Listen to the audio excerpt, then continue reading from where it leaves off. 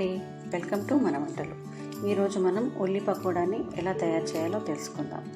వర్షాకాలంలో ఈ ఉల్లి పకోడాని అప్పటికప్పుడే చేసుకుందాం. ముందుగా నేను 3 ఉల్లిపాయలను ఇలా సన్నగా కట్ చేసి పెట్టుకున్నాను. సన్నగా కట్ చేసుకున్న ఉల్లిపాయలను ఇలా ఒక్కొక్కటిగా పొరలుగా విడదీసుకోవాలి. ఇలా అన్ని ఉల్లిపాయలను ఒక్కొక్కటిగా విడదీసి పెట్టుకోవాలి. చూడండి, అన్ని ఉల్లిపాయలను ఇలా విడదీసి పెట్టుకున్నాం. ఇప్పుడు ఇందులో ఒక 1/2 స్పూన్ పసుపు, రుచికి సరిపడా ఉప్పు,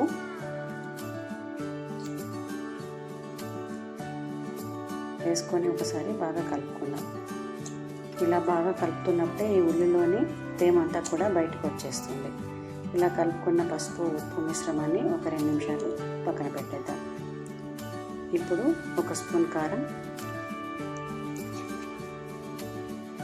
కొంచెం 1 టీ స్పూన్ జీలకర్రని తీసుకొని ఇలా క్రష్ చేసి వేసుకోండి.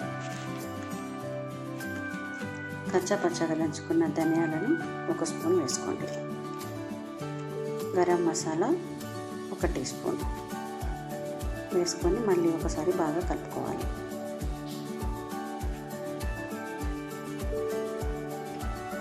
ఇలా ఉల్లిపాయలన్నీ బాగా కలుపుతూ ఉన్నప్పుడే మనకు వాటర్ అంతా బయటకు వచ్చేస్తుంది.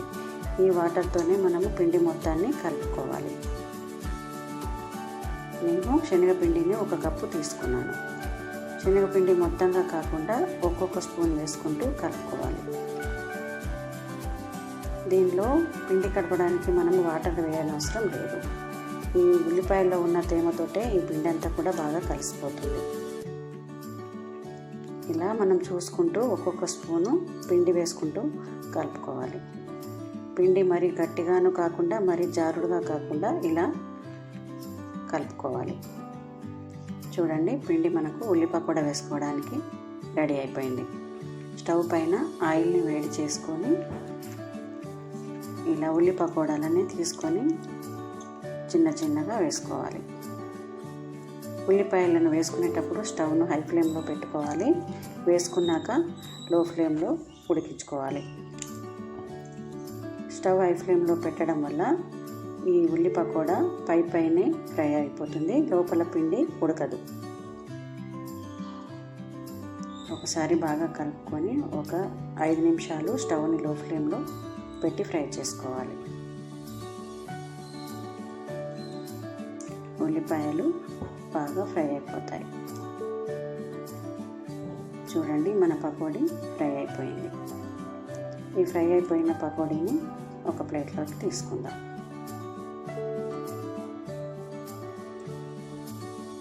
చూడండి ఎంత క్రిస్పీగా వచ్చాయో. పైన క్రిస్పీగా, లోపల సాఫ్ట్గా, చాలా బాగుంటుంది పకోడీ. అదేవిధంగా మళ్ళీ మిగతా పకోడీని కూడా వేసుకుందాం.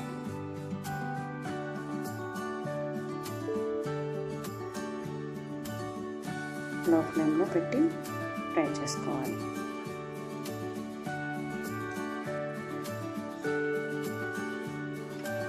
మన పకోడీలన్నీ ఫ్రై అయిపోయాయి. అంతేనండి, ఎంతో ఈజీ అండ్ టేస్టీ ఉల్లి పకోడా మనకి రెడీ అయిపోయింది. ఈ రెసిపీ మీకు కూడా నచ్చితే మీరు కూడా తప్పకుండా ట్రై చేయండి. మరిన్ని మంచి రెసిపీస్ కోసం మా ఛానల్ని సబ్స్క్రైబ్ చేసుకోండి. Thanks for watching.